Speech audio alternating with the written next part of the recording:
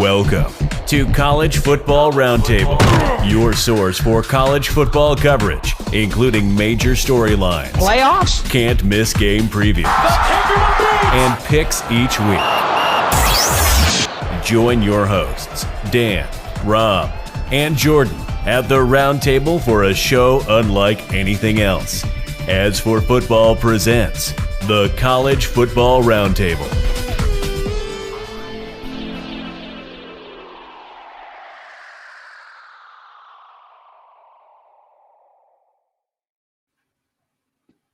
All right, everybody, welcome back. Army opens against ULM and the NFL Network. Is that a sign of things to come? Pat Fitzgerald gets fired for hazing. Who else is on the bubble in 2023 season? The SEC dumps conferences for 2024. The offseason is crazy, and we are closing in on the start of college football. Unbelievable. Like, just blinked, and it was like 90 days to go, and now we're halfway there. What's up, trash talkers? Welcome back to the College Football Roundtable. If you prefer, we'll just call it Ring Knocker Radio. I'm your host, Rob, in Fayetteville, North Carolina. Fort Bragg alumni shirt in the house. Beautiful.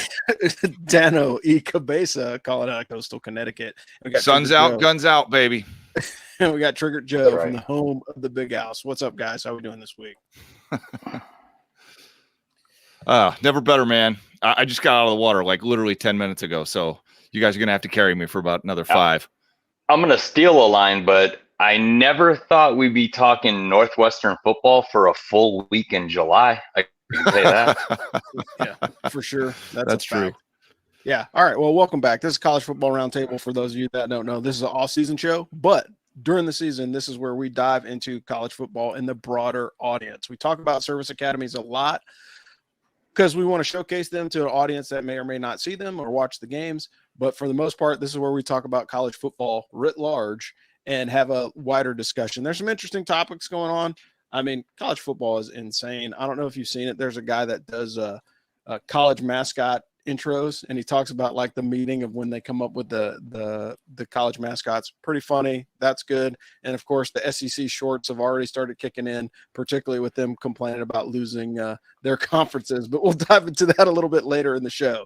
But without further ado, we'll kick it over to Dan so we can pay some bills. Yo, man, this broadcast is brought to you by Craig Oxane, VP of Residential Lending for Draper and Kramer in Chicago. Been doing this with us for a while now. For now, geez, I cannot talk. Good Lord. Craig is a member of the West Point class of 1994, licensed to lend in all 50 states, based out of Chicago. Friends, he is one of the biggest VA lenders in the country. He's going to give you the best deal he can, super competitive rates. And I don't know if you guys have noticed, but like mortgage stuff is crazy right now. Super confusing. Interest rates moving all over the place. Now is not the time to deal with some clown that's just trying to make a buck off you. Like, deal with somebody who is actually an honest person who cares about you, who's going to treat you like a person. And that's a member of the West Point Network, Craig Oxane. This is actually how the West Point Network functions. Like, Craig is here helping us stay in business at As for Football, and we are trying to help you find him and get the best deal on a mortgage that you possibly can. Plus, Craig does not charge lending fees for veterans. So true for Navy vets, even Air Force vets, definitely for Army vets. That's a $1,300 savings. Yo, if $1,300 is not a lot of money to you, send it to me. I got 2 kids going to college. I can use that money. So VP of Residential Lending, Craig Oxane. His link is on our website, asforfootball.com. Click on it. Just fill out a little form. You'll be talking to him in less than a couple of hours. Easy peasy. Thanks, Rob. Yeah. Awesome. That's great. And Craig, again, big fan of the show. He's also a Army football alum, and so he has a lot of insight, and we talk to him quite a bit. But speaking of Army football, we'll talk about service academies really, really quick. Army just had a horrible weather scare over the past weekend. Like, pretty bad deal. Yeah, if you didn't see that, like, I mean, and it's all over the country right now, but West Point got hit too with basically 3 or 4 days or 3 or 4 months of rain in less than a 24-hour period. So there's some huge washouts, some impacts on the academy and the local community. So keep an eye out on them and keep them in your thoughts and prayers because they are going through a trying time. And of course, it couldn't happen to a crazier time right after Beast Barrack starts to fill out. Cadet summer training is starting to happen, and then they get this giant flood. So imagine being out in the field for your first time ever, like out in a freaking shelter halves, Yeah. and you get 10 inches of rain. Yeah. Welcome to And the Army, kid. people that don't understand how devastating a flood is have never experienced one. Yeah, it's like a true. fire. It really is. It destroys whatever it hits. Yeah. And Yeah, so just keep those folks in your prayers, man. Yep. I mean, no joke. Air Force Academy. Let's talk about this. So Air Force had 8 hit the transfer portal. And the most notable one is the second-year starter, Michael Mack. He entered the portal in mid-June. Hazing Daniels, like, I don't understand this. Like, I know that there's a note in there that says he graduated and Air Force let him transfer for a year to get a master's degree. Like, shouldn't that guy be doing something like in the Air Force? Just a thought, like maybe I'm wrong, but still, I think it's super lame. It's just another reason not to like the Air Force Academy. Someday they'll grow up and like actually have some heroes. Navy, really only big thing that happened to them is running back Mikael Haywood transferred, and he's now at App State. So he's in good old Boone, North Carolina, playing some football there. It's a big loss for them, though. He's a good player. Yeah, I think the transfer portal really helps most schools, but if people transfer out at the academy, it's going to hurt them pretty badly because, just the difficulty of recruiting those skill positions year after year. But let's talk about some coaches, and then let's talk about Northwestern. So, like, the big news this week, I think everybody is tracking it, right, is that Pat Fitzgerald got the boot.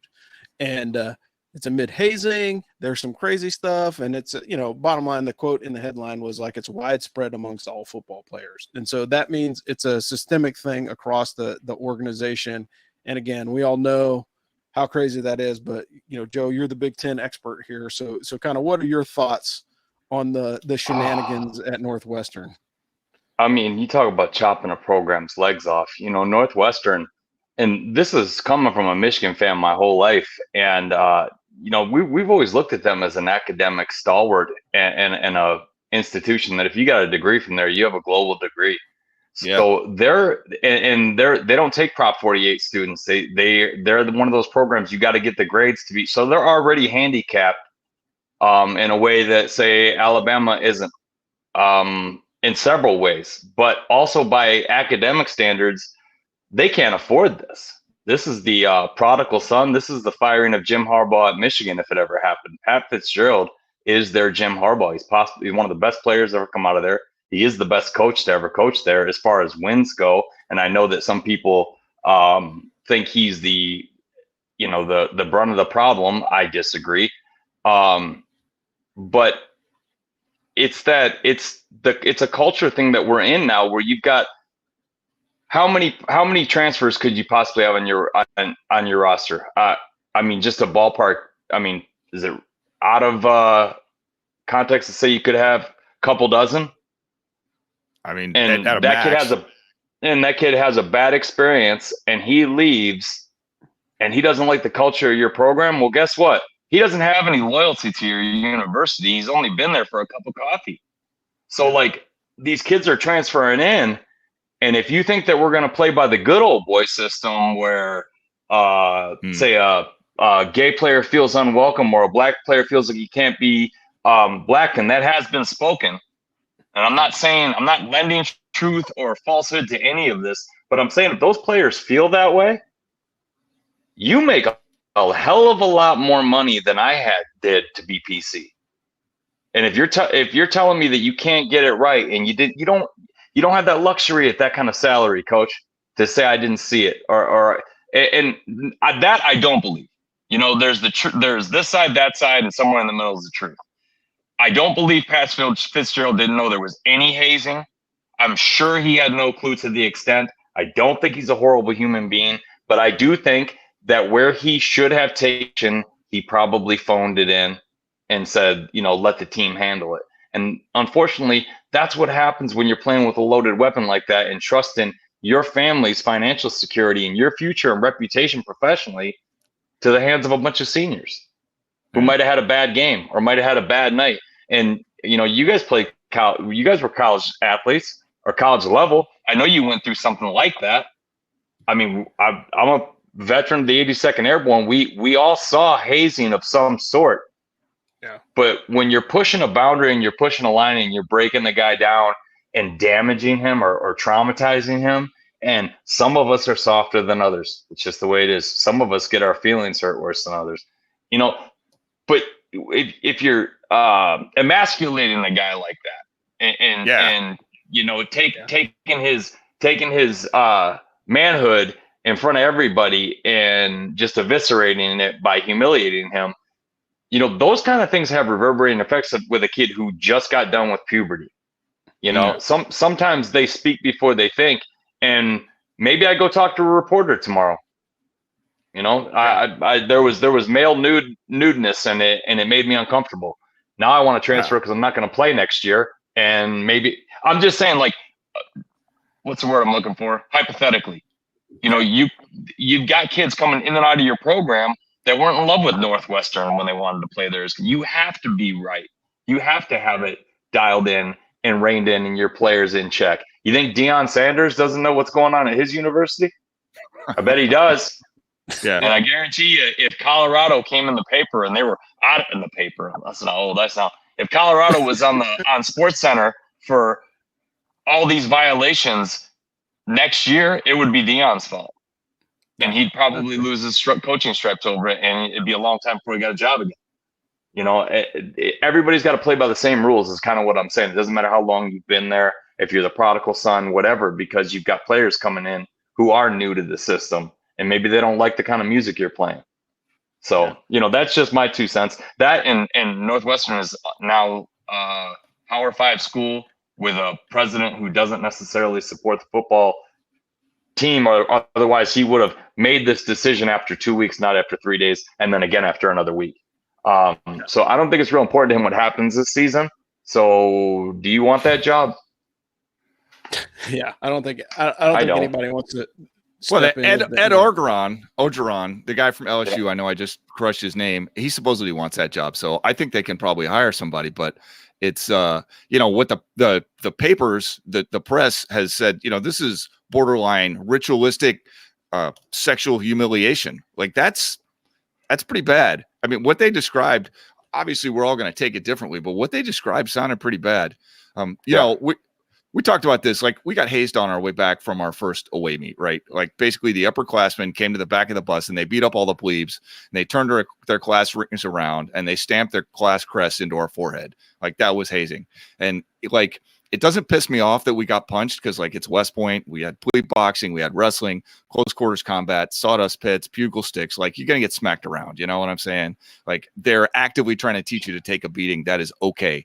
Well, what pisses me off about it, like more so now than back then, is just, hey, I'm somehow not part of the team. Like I won my event that day, and now you're going to tell me that I'm a freshman, even though I just won my event. I'm not part of the team until you beat me up. Like, how about I take back my 9 points and you can take the L? Does that sound fun? Mm-hmm. You know, let's do it that way then. And you know, the guys who were doing the most punching, frankly, weren't the best swimmers. You know, it's just like you got one guy on the team who's kind of a sadist. And it's not like I hate the guy. Like we got along in other contexts, but yo, my man liked to hurt people and he would hit you a lot. Like just, you know, he just pop you. And this is one of those cases where they let him off the chain and my man went a little wild, you know, and I would be willing to bet that it's something like that at Northwestern. Like probably some of it was meant to be brotherly. And even there's dudes on the team that punched me that seemed like a brotherly thing and it was bonding. And like, I can get my head around that. But when it's just a guy, you can always tell when it's just somebody that just wants to F you up like that. I don't need that. And I don't need that from my teammates. And I especially didn't need that at West Point where like people coming after you all the time for every goddamn thing. And now I got to get my own teammates beating me up. Like, come on, man. Anyway, you're polishing your soap for crying out loud. Yeah. I mean, like bonding rituals are okay within context, even the ones that suck. But, you know, to just let the sadists run wild within the organization, like that's where you got to police it. And I wasn't at Northwestern and I don't know exactly what happened, but somewhere between, you know, naked car washes and getting real funky, the coaching staff needed to step in. And just as long as we're sort of on this subject, let me just say our coach, Ray, put a stop to this, either my cow or first a year. So like this was back in the 90s and he realized, you know, the world is moving on. We can't be doing this anymore. So some of this just like, yo, it's the 21st century, and that the car wash stuff, some of that was kind of disturbing. Yeah. Anyway, That's another thing. Is like if you're a booster or somebody who's contributing money to that program, like how many games did you guys win last year? You shouldn't even have hazing. You like the seniors should be getting hazed. Like and obviously I know that's not realistic, but if you have a couple of seniors whose favorite part of the season is hazing, get them off your team for sure. They're cancerous. And it's guaranteed that there's somebody, and I guarantee it's not the starting middle linebacker. Somebody on that team thinks that that's the best part of the season. Yeah, and I guarantee it's not just rubbing his hands together trying to haze the freshman running back at Michigan. He's trying to win a Heisman Trophy. Winners worry about winning. Absolutely. Yeah. Absolutely. I think that's fair, and I could tell you, like, being a 50s guy, at school was interesting at best, and Dan and I talked about it, but we used to do white tornadoes, right? So literally a white tornado is you get every piece of food on the table, you grab all the milk, you grab anything that's basically white, right? And you make the guys drink it. And yeah, it's kind of a haze, but like when you're trying to cut weight, if you got stuff coming out of both ends, it actually helps you lose weight. It actually reinforced, the torture that we were doing to ourselves. Doesn't make it any more or less right, but it actually puts you, it wasn't physical harm, and you could always say no. And, we'll look at you sideways. We'll probably think that, you're less than, the right kind of man for the team. But at the end of the day, there's good, clean fun, and then there's abuse. Yeah, absolutely. And this clearly crosses over into the line of abuse. Like, I think, every college football program has something like this. I think anybody that's played any collective team sport has experienced it in some capacity, but it just depends on how bad it is, And if I gotta be honest, Rob, I'd rather get punched a couple of times than have to do a white tornado. Personal preference. Yeah, like, dude, when you drink like 13 milks, just sock me in the gut and then the shoulder, and that'll be the end of it. It's okay. Yeah, for sure. And moving on, so talked about some hazing, but speaking of hazing, Joe's going to haze somebody in the college football arena. So who is your Blue Falcon of the week? Oh, man, it's you can't take the spotlight off of Northwestern. Not that they need any more bad press, but in the beginning of the week, I was feeling a little stronger about it than I am now, but I'm still going to roll with Michael Schill, and not for the reasons that everybody thinks. Yes, this is the president of Northwestern University and not a football guy, obviously. But when he came out and said the suspension was my decision and my decision alone, and then he comes out and almost completely contradicts himself within 2 sentences by saying, after further reflection, the firing was also my decision and my decision alone. I disagree. I think you got outvoted by somebody with a bigger wallet. And if your coach would have went 9-3 last year, this might not have hit the paper. There I go with the papers again. This might not have hit the press the same way, and it might not have been received by everybody else in the room that helped you decide to fire Pat Fitzgerald. It might not have been received the same way. So my whole thing is, don't go out there and say, well, yes, this was my decision alone, and I thought he needed to go, because you thought he needed to be suspended for 2 weeks. Then you were educated, whether you educated yourself or everybody else came in for you. And then you decided, I can't get away with that, so I have to fire him. So one of them was your decision. You can't have both. So I'm going to say that's my Blue Falcon just because I'm a football guy, and I know there's a lot of good seniors who are probably straight A students at a great academic university and, scholar athletes who just had their senior season destroyed. Not saying Northwestern was going to be that great. They were 129th in returning production on a really bad team. So they were probably going to get thumped. And in the Big Ten, if you're Purdue or Michigan State or Indiana or Illinois, you could go 7-4, you could go 4-7. That's just the way the Big Ten rolls. Northwestern is going to be in the dark ages for a while in the Big Ten, at least 4 or 5 years. And I would say Ed Orgeron would be a humongous get for them. And if they could get him, hang on to him with both hands. Because, a big name hire at this point can't do anything to hurt you. Absolutely. But yeah, Michael Schill, you're my Blue Falcon of the week, because Northwestern football is on life support, sir. And it's not your fault, but it wasn't your decision to fire Pat. We all know it. Yeah. Awesome. Yeah, we're going to talk about some other coaches that are on the bubble, but without looking at too deep into the outline, let's think about Dan. Who do you think is on the bubble right now as a coach? I mean, there's some sports writers that think some things, but here's some other folks that are kind of in there. So, what are your thoughts? Yeah, so I don't think Brian Newberry, the new coach at Navy, is on the hot seat, but like James from Brigade Review has, he called me Saturday. I was in the grocery store and we talked about this for like 45 minutes while I'm looking for tomatoes. He gave me this whole dissertation on why Navy really has this team that should win like at least 8 or 9 games and probably 10. So I'm going to say that if Brian Newberry and that Navy team can't win at least 7 for sure, that he's going to draw a lot of heat from that Navy fan base, because if Coach Ken was still there, I think everyone would be looking for them to win 10 this season. Yeah, I think that's fair. I think a lot of people are looking at that. And I think, and we talked about this in the offseason at the end of the year. That's probably why Chet let him go. Yeah, I had to.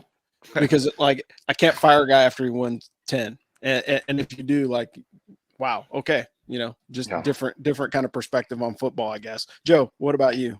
Yeah, if you have a Navy team that people are expecting 8-9 wins out of, 6-6 ain't going to cut it. They can't just reload like Ohio State. The good teams are hard to find in the service academies. I'm going to go with the easy one here and say Neil Brown of West Virginia. I'd say it's the hottest seat in college football. 3 losing seasons out of the last 4 with back-to-back losing seasons. And, I mean, that's the only show in Morganton. There ain't nothing else going on Saturday. And not winning back-to-back seasons ain't gonna cut it with the locals. The natives are restless, and new AD Ren Baker, he chose to opt in and keep Neil Brown for the season. But I think after a slow start in Morganton, that could spell the end for Coach Brown. They haven't had 3 losing seasons in 45 years. Wow! In a row. Wow. Yeah, that's fair. Do you think he gets the axe early, or do you think they ride it out for the season? I think if they jump off to a 2-4 start or something like that, get a couple games under 500 inside of the first 6, he could be in deep trouble. And I tell you, Jimbo Fisher would be an expensive fire for Texas A&M to the tune of about $70-80 million. But if they have another losing season in College Station, things could start to heat up down there.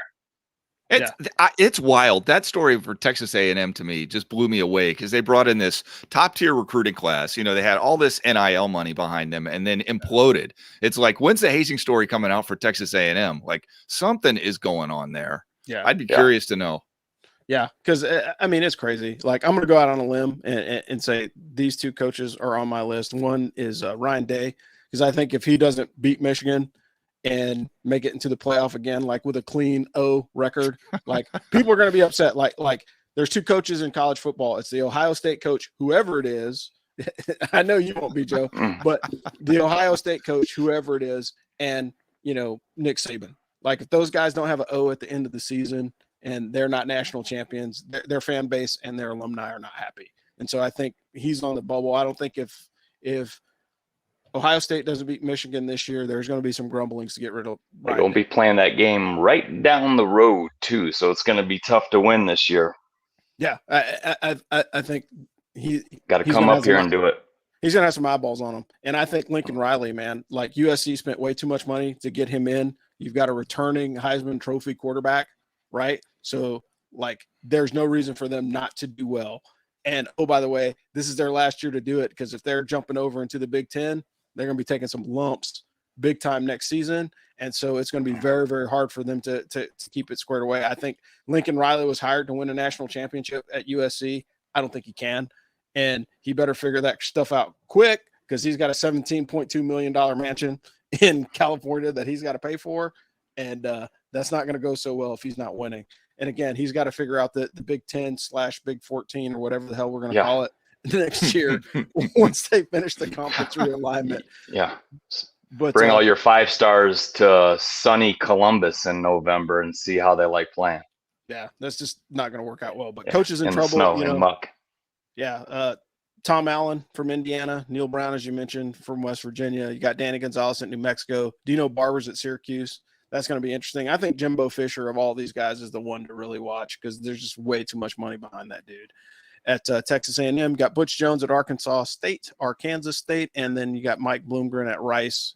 all these folks are kind of teetering on the verge of, if their season is good, they might make it. If it's not, they might be bad. And then is Iowa going to make Kirk retire without another good season this year? I think that's a good question. I don't know, guys. What do you think? They need to hire an offensive coordinator. My God. I mean, how do you have a defense that good and you absolutely can't do anything with it? It's embarrassing. Yeah. I mean, your defense was good enough for the Lions to blow another draft pick on a middle linebacker that should have been a 3rd round pick. Good job, Detroit. It's like drafting Boss Bailey over Clinton Portis, or Joey Harrington over Julius Peppers. Same draft they did that in. Same draft. Yeah. But anyways, I mean, their defense was phenomenal. Their offense, my God, I think Ambien takes their offense when it wants to go to sleep. Yeah. Nice. All right. Hey, moving on. So, hey, Buyer Barn. We got a sponsor here at Ask for Football, Buyer Barn. Hopefully they'll re-up this year. We're hoping that they do. Buyer Barn was founded by Dan Robinson and his co-founder, Dinu. Buyer Barn provides reduced health issues by reducing animal and owner contact, reduce animal fraud through a buyer-seller rating system. They are fully integrated with an auction platform with secure payments. You can buy and sell at convenience, which is at your time, and you get better market pricing because you can reach a wider audience. Buyer Barn is dedicated to helping small farmers in America and are providing a special discount to military veterans who want to assist them in the small family farm auction. Go to buyerbarn.com or go to the Ask for Football website, click on the banner, and you will get all the information that you need. We are still looking to do the goat roast. I think it'll be pretty cold. Hopefully we can have an open flame at the stadium. Roaring open flame so we don't die of frostbite.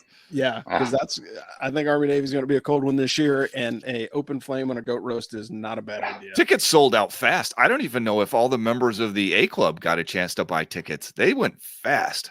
Yeah, well, it's a different venue, but and there's so many people that want to go to the house that Brady built that it's not a bad idea. Like the fact that Army Navy is bouncing between all these different stadiums. At first, it's kind of like, well, I'm kind of a purist and say like it just needs to be in Jersey or Philly, but the traveling road show is actually better for football and it gets the eyeballs on them and it helps both schools. Yeah, so I can't really complain.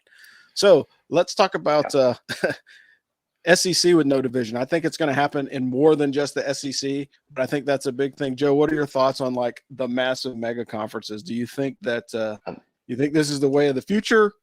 Are we getting rid of conferences, or are we just going to toss up our hands and hope for the best? I think it's probably a little bit of all. I think that whether it's the way of the future, whether it's the way it should be or the way of the future, I think it's the way we're going. And right now, I think the Florida Gators are just having nightmares every single night. Like, wait a minute, we can't win the East and just go get thumped by Alabama. No more runner-up games for us, huh? What do we do? But I like it for the SEC. I really do. Because and I would like it for the Big Ten as well, because I feel like the Big Ten kind of gets left out of how lopsided conferences are. Like they want to talk about the SEC West. Look at the Big Ten East compared to the Big Ten West. It's staggering how you can have Michigan State, Penn State, Ohio State, and Michigan all on one side of that conference. When those came out, Wisconsin was like, hey, thanks a lot, Big Ten. I don't know what we did to deserve that, but we'll see you at the next 10 championship games. Yeah. Once we beat Indiana. Like, it's like, are you kidding me? So yeah, there's going to be some people that don't like it, but the people that do like it are looking for, some separation, some clarity. Where's who's the real champion? Or did you just avoid us by playing in that division? So I don't know how it's going to work out. I'm excited to see it. And I can't wait to see UCLA and USC come into the Big Ten like a tornado that was going to roll through a trailer park in Kansas, just like Penn State and just like Nebraska, except they didn't. Because when you got to play Penn State, Ohio State, and Michigan in the same month, guys get dinged up. You're not going to play that with all the same players. And injuries. Every time someone talks about injuries, I love throwing back. Look at everyone's injury roster, and if you can give me one team that's got a 0, figure out what that guy's feeding them and go with that. But everybody deals with injuries. So everybody's banged up at the end of the season. And if you're playing in the Big Ten, no one's going to steamroll through the Big Ten. And I think that's pretty evident now. I think they'd have just as good a chance at going to the championship game in the SEC as they would in the Big Ten. Now, maybe they're not going to play in Alabama, but Alabama didn't make the playoff last year. I'm sorry, they hang on. They did not. They did not. Jesus. Wow. I almost had to correct myself. But, you got Ohio State and Michigan who come in there, and everyone talks about Michigan's performance. Let's not forget, Ohio State was 1 point away from pulling off a huge upset, and they should have. So the Big Ten is, I think, the parity is there. Yeah, and for sure. I love it. I love the fact that TCU didn't come in and lay an egg against Michigan, even though they beat Michigan. We threw 2 pick sixes in that game. Michigan threw 2 pick sixes in that game. Anytime you throw 2 pick sixes in a playoff game, chances are you're going to lose. You're not going to lose. So Michigan didn't choke. They just didn't have enough time. Yeah, that's fair. Dan, what about you? Yeah, man, we're at the point where we can stop talking about conferences and start talking about broadcast rights collectives. Like, it's, you almost shouldn't even break this down into conferences. It's almost like which ones are on Fox, which ones are on ESPN/ABC/ which ones are on CBS. I mean, that's almost the way it shakes out, is what's the best Fox team versus what's the best ESPN team. So why do broadcast rights collectives need divisions? Like, it made sense to have divisions locally and when you were traveling there by train or whatever, but in the 21st century, I mean, divisions are great, historic rivalries are great, but the reality is this is a business. These guys are trying to generate as much revenue as they can. They're trying to push these teams as far as they can. They're trying to make the most compelling argument that they can, and this is going to be better for that. So what can you do? Yeah, I think it's going to get super interesting on how they actually schedule, the games. Like, I'm all for it. Like, if they get rid of conferences, but bring back, the rivalries, like the backyard brawl, or, Bedlam, as long as we keep that, the Red River rivalry, Army Navy, for God's sakes, like, as long as those rivalries remain intact, I think everybody will be okay with changes of venue and changes of schedule, so long as they get some of those classics back. Because I think that's really one of the biggest problems with conference realignment. When people leave, then it's like, oh man, like, we love playing those guys because we played them in high school for 4 years, and we get to play them in college for 2 or 3 years, maybe even 4 if we stay for that long, So now we're stripping away from that aspect of it. But I think if the NC2A and the conferences kind of sit down and say, hey, look, we want to maintain as much conference integrity as we can. We're not going to have divisional play, but we're going to have interconference play. And you will always play a team that you didn't play last year. So they just got to figure that out. There's all kinds of programs that do it. They do it for Pop Warner all the time to make sure that the seasons are balanced.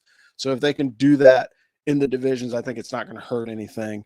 And like I said, if it creates space to bring in, as much as the cupcake games are good for the cupcake team, if we get rid of the cupcake games and bring back some old school rivalries from like the mid 90s, early 2000s, I'm okay with it. Yeah. You hear that, Notre Dame? Don't make your 2 biggest football stories Manti Te'o on Untold and Rudy. All right, come back and play some real football. Fair point. So we kind of didn't know what we were going to talk about at first. We knew we were going to cover the coaching thing, but we weren't sure of how we were going to go. So we kind of pulled the audience. So we went out and hit up everybody on the socials, and we were going to do a lightning round. So we're going to run down this as quickly as possible, and we've got a bunch. We got a lot of feedback, and I was really pleased about it. So, I apologies, but I included a lot because I just thought it was cool that we pulled the audience and got a good response. So, I thought it was great. So, from the Firsty Club, we've got best pregame meal. Oof. and Greg got his celly toss these out, and these are very much West Point stuff, West Point meals that you would eat for pregame. But he has turkey tetrazzini, beef stroganoff, barbecue ribs McBurton, and pizza pockets with corn chowder. That one's easy. Pizza pockets. That one's easy. Yeah. That's a slam What was the dunk. first one he named off in MRE? I have no idea. I'm confused. Turkey tetrazzini used to be one of those things that it's like literal slop, and it would just be there on like a Thursday when, you're coming back from practice, you're smoked, probably swam like 10,000 yards that night. And, the DFAC major is like, yo, come in here and have some of this good turkey tetrazzini. But of course he's from Alabama. So it's like, have some of this turkey tetrazzini. Yeah. God, I hope never again. Yeah, I hope not. Yeah, so Corey Ellich said recruiting review, players to watch in 2023, and offensive deep dive. And so for the recruiting piece, we don't really cover that. That's Sal's that's his territory. So if you really want to dive deep in there, I would recommend that you check out Sal Intertonato because he covers vast majority of the Army recruiting in the off season. Players to watch in 2023. I mean, with the new offense, it's kind of like, I don't know. Bryson Daly on the quarterback keeper around the edge. I think you're going to see that quite a bit in the first two games. And then after that, I don't know.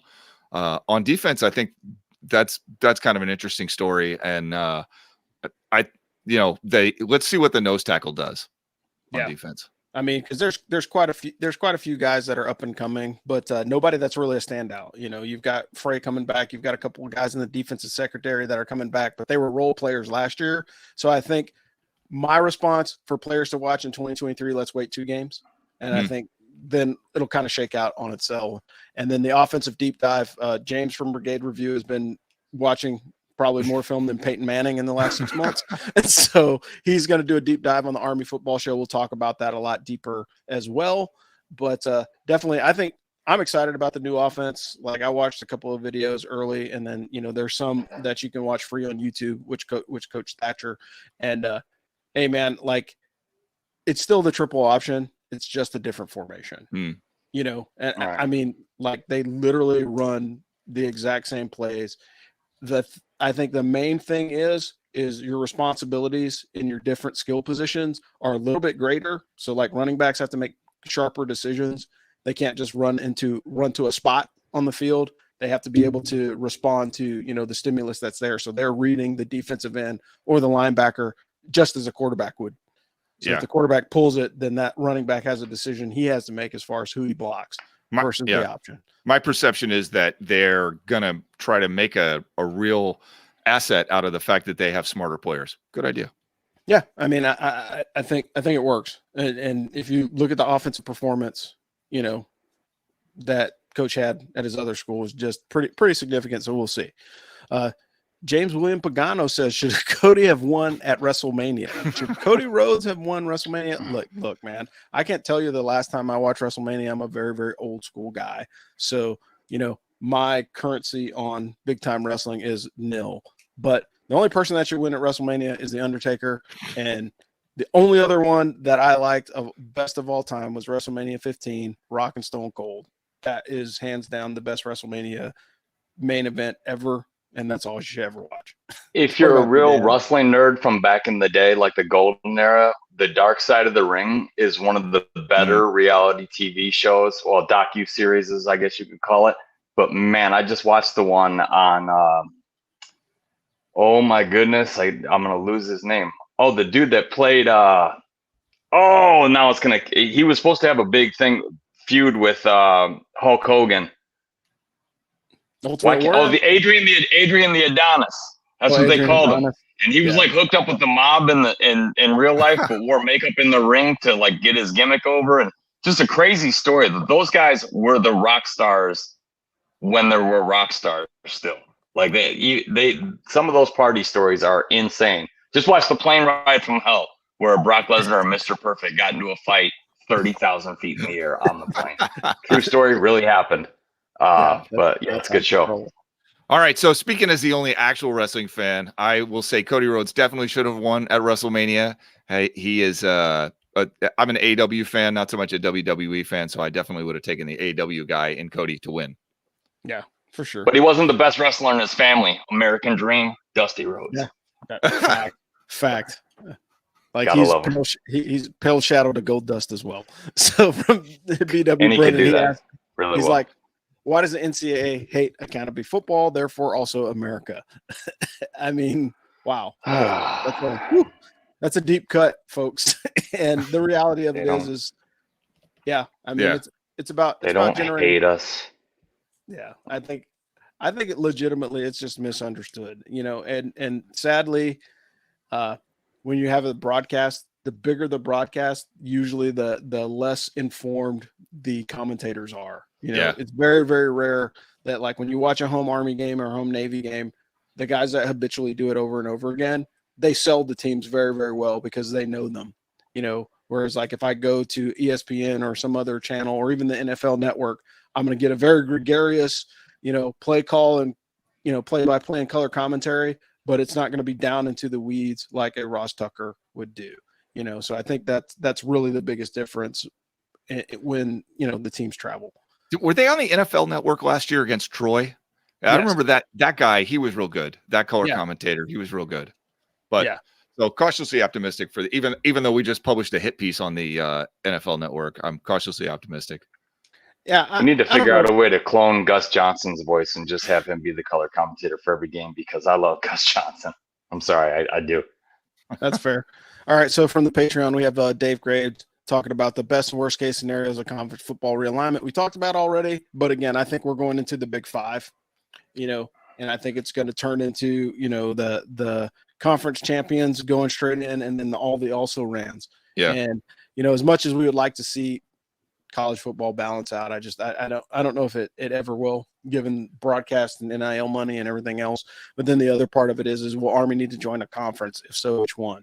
And I think, I'm going to reference you back to the conversation with Mike Buddy. I think he probably made the most compelling argument to stay or go. I'm a big fan of maintaining independence based off of the Bobby Ross scheduling. 3 teams that you can beat, 3 teams that you can go 50-50 with, 3 teams that you possibly could lose to, and your rivalry games, and that's your 12 season. That's your 12 game season. So I think that helps Army in the long run. Again, it gets you to travel, you get to see a lot more people, and from a recruiting perspective, the more open or the more games that Army plays like out of region in other places, the better off it's going to be. But for God's sakes, let's not fly to Hawaii because I just think that's a long, long haul period. So we got Mike Twardy asked, realignment in college football, same thing, old time rivalry, the pageantry is missing, and I miss conferences. And I think we've beat that. We're kicking that dead horse now. Yeah, well, if I could say something, I don't think it's going back to where it was. And I think we need to enjoy football for what it is right now because I don't think we're getting any more. Football's not going to go backwards. It's not going to get rougher. It's not going to get flat. It's going to evolve to fit the players because we've made it so player important now. And you either like college football or you talk about the good old days and don't watch it. But it's not going back there. It can't. Yeah, it's fair. Yeah. I think evolution is okay. Like protecting the players. Like, look, everybody loves a great Ronnie Lott hit for those of you guys that are old enough, or Chuck Cecil hit, or Steve Atwater. Like we all grew up watching those guys like destroy people. But guess what? Those guys are like in various states of play as older gentlemen because of the way that they play football. So if we're trying to protect people so they can actually be viable contributors to society after they finish playing football, then all the rule changes and everything else is good. Yeah. The fact that these guys can make money, that's always been a complaint. I think anybody that's paid attention to the NC2A is like, look, we understand that you're not a football vocational school, but you could play the players more. It's kind of working itself out. I think we're still in the early stages. I think somebody's going to get nabbed for doing some shenanigans at some point, and then it's coming soon. Yeah, it'll change things. But right now, I think it's legit, man. Like the fact that, not to jump on the Coach Dion thing, but think about it. Coach Dion was able to move schools and then bring a whole bunch of talent with him and literally look kids in the face and be like, hey, man, you probably need to find another place to play because you ain't making the cut. Yeah. And at least he told them early enough, and thinking on it, everybody got upset when he did that. Like, oh, I can't believe he said that to those guys and kicked them out or whatever. But at the end of the day, he gave them their best opportunity to land at another team. Given the transfer portal and you don't have to sit out a year, hey, I would much, much rather find out in January that I ain't going to be on the team than find it out in July, Yeah. And for all the people that had a problem with it, he went into a defensive meeting room and they had a boombox playing and they didn't even stop the music. Boombox. There I go again. Didn't even stop the music. And he said, I walk in there and they got music going and everybody's having a good time. And it's, what's up, man? What's going on? And I said, you guys always play music? When a coach walks in and he goes, this is the defensive meeting room. This is the way we do things. That's a sickness. Okay. Colorado didn't always suck, but recently they have sucked. That's a sickness. Okay. When Cordell Stewart came into the big house, Michigan was afraid of that team, and they won the whole game except for the last pass. But anyways, Colorado used to be feared, and Deion's not only trying to bring his magic in there, he's also trying to bring Colorado back to a state of prominence because they've become kind of a joke. Yeah, that's fair. That's fair. And again, impact to NIL, we've talked about it, but again, I think we really just don't know. And that was from Joey Odell. Like, hey, what's going to happen? Bottom line is, it's like, look, dude, it's mad confusing. I think until somebody gets caught with their hand in the cookie jar and there's a huge drastic shift on the way that NIL is handled, I think we're seeing the best and the worst of it right now. Kids bouncing schools, guys signing contracts with, local NASCAR racetrack or whatever. So from the Twitterverse, Annie B asked about the mob. She's kind of joking, but she's not. She's like, offensive linemen are fascinating. One of her really good friends was a center for the Arizona Cardinals and a concert violinist. One was a tackle and a Rhodes Scholar, spoke 3 languages and did oil painting like Bob Ross. Same with the Army line. And she's just crazy about the hidden talents of the soul of the brotherhood. And her son is also one of the O linemen right now at Army. So she's not what you would call an unbiased observer. Yeah.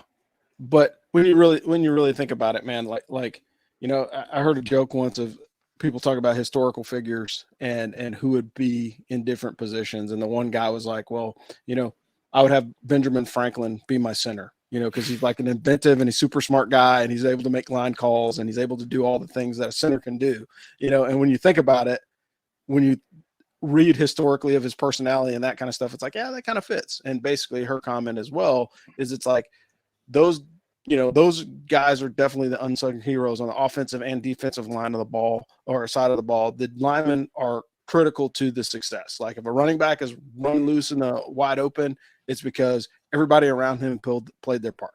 Same thing with defense. Like if you got super stud linebacker, that means you got some super stud defensive linemen absorbing a ton of blocks. And most people don't realize that because they may not watch the game in that fashion, and so that's just one of the things is just understanding that those are some super, super talented people and all over the ball field. But like, if you really want to watch some great athletes get in and get after it every play, watch the offensive line. You don't have to do it the whole game. Just watch them for a quarter, and then you can kind of see the interaction between what's going on. Cause there's guys making line calls. They're making adjustments to the plays, the quarterback, the pre-snap quarterback. Yeah. And they have to know all the plays that the quarterback knows, because if he calls an audible, he has to know how to adjust his blocking scheme, and he's the center of the offense, So true statement. Smart dudes. Again, Michael Kufed said effective realignment on future is Army independent. We talked about that. Do we think any FCS teams are going to move up? I think the last one that popped up was ODU, right? So we had Old Dominion and James Madison. James Madison came up last year. But they just made it so that you have to pay I think it's $5 million up from $5,000 to go from FCS to FBS. That's a lot of money to have on hand for a relatively small program. Yeah, I mean, think about $5 million. That's, at least 2.5 to 3 big time bowl payouts. Yeah. Or a 5 with 6 zeros behind it, because it's also that. Yeah, for sure. I just wanted to add something. I'm sorry, you guys. No, you're fine. No, but the reality of it is, it's like, yeah. Got my fancy pants on, Dano. I went to college today. I see that. Yeah, I see that. That's good. But the other part of it is like, as those teams move up, the opportunity to make that money back is there if you're good. Dude, so like, that's a lot of money to make back. You can also lose money at the FBS level. Like, teams do it all the time. Very true. Very true. But like I'm saying, so like, again, with all the conference realignment, like if I run the AAC and get a halfway decent bowl game, like I'm probably breaking even at that point. Right. I mean, it would be interesting to look at UTSA's finances, because this is, I think, going to be their 9th or 10th year as an FBS program. They're as good as they're going to get. They're very, very good. Got an outside chance of winning the American this season. Like, things are going pretty good at old UTSA, but financially, like, how are they doing? No idea. It's kind of an interesting question.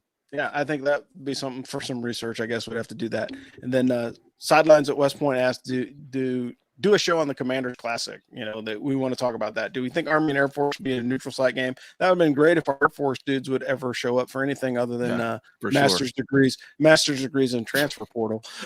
And omelets with vegetables and meat at the chow hall.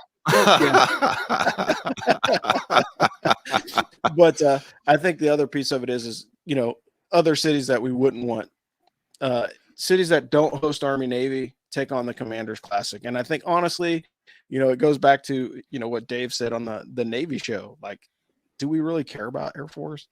I mean, we do because they're on the schedule, and yes, they are a rivalry, but like it's like you're fighting your little brother. I mean, that's what it boils down to every year when we play those cats. I'll be interested to see how they sell at Mile High Stadium, but I have a feeling it's not going to be particularly well. I mean, Air Force just doesn't seem to travel all that well. Yeah, it's certainly not as well as the Black Knights. Yeah, but you would think that like that would be a good that's a good test for them, right? It is. You've got a freaking professional football stadium for the next 2 years maybe, I think, for all their home games, because they're redoing the stadium.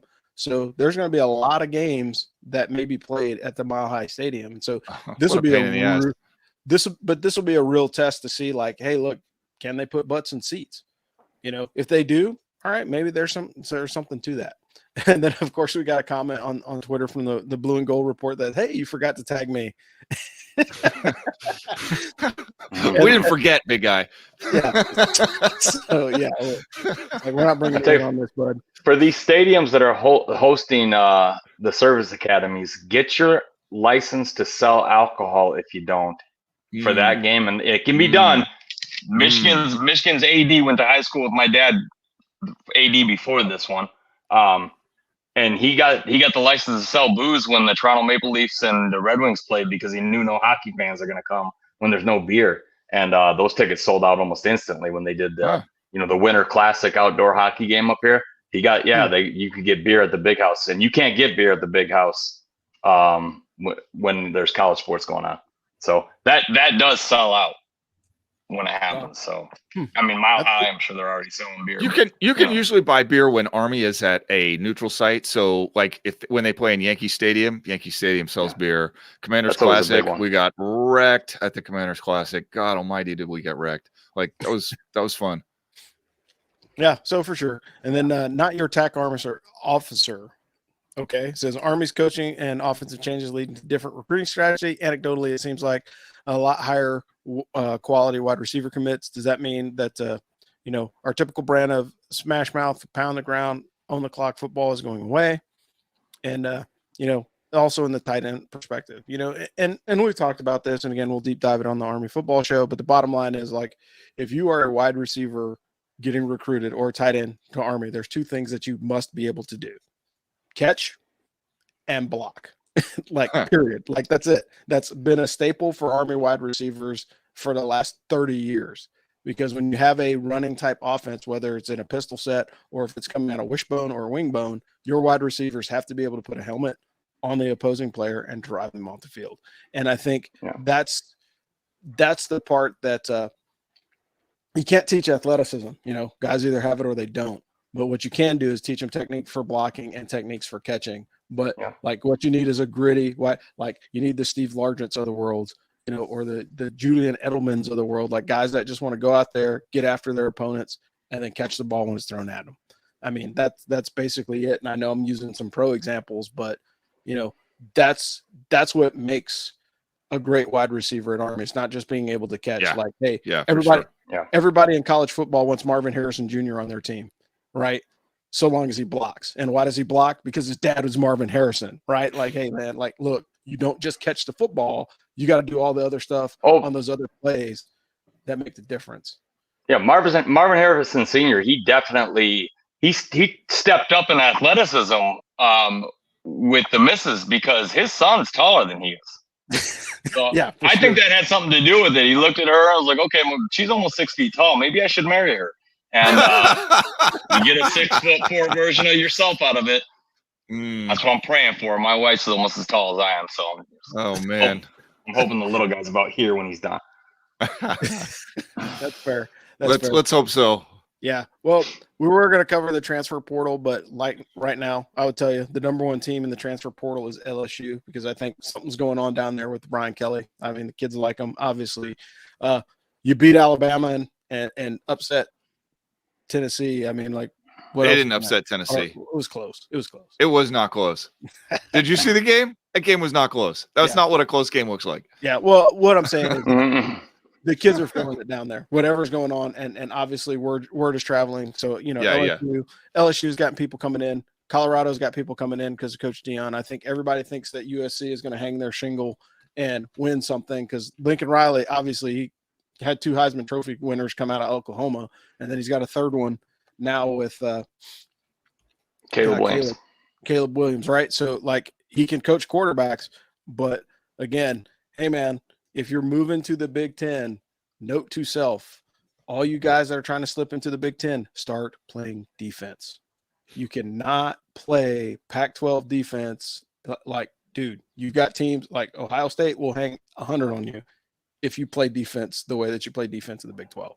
You know, Michigan will score 70 points, and they will run it down your throat and embarrass you. So you will not want to have any parts of those games. Rounding out the top 10, you got Florida State, Auburn, Ole Miss, Miami, Oregon, Oklahoma, and UCLA. Surprisingly, the team that you don't see on here is Texas A&M. So it goes back to the previous discussion about, hey, what is going on at A&M that players don't want to transfer in or out? You know, there's something going on. Like, obviously they're not transferring out because there's a big old pile of NIL money, but they're not transferring in, which does not help Jimbo Fisher's chances at all. But wow, man, that was a full show. We covered a lot of ground, folks. But hey, look, hopefully this will satiate your thirst until we do the next one. This is the College Football Roundtable. I'm your host, Rob, the Angry Colonel, coming out of Fayetteville, North Carolina. We got Trigger Joe out of the home of the Big House, and Dano Ikebesa calling out of coastal Connecticut. And we will talk to you guys next time. Thanks for joining us tonight, those of you that popped in, and those that gave us some feedback on the socials. We appreciate that, and keep tuning in. We'll keep making them, and we'll talk to you guys next time. Thanks. Beat Navy. Beat them. Thanks for listening to the Ask for Football College Football Roundtable. Tune in next week as the AFF team brings you more hot takes and college football analysis. We'd like to thank our sponsor, BuyerBarn.com.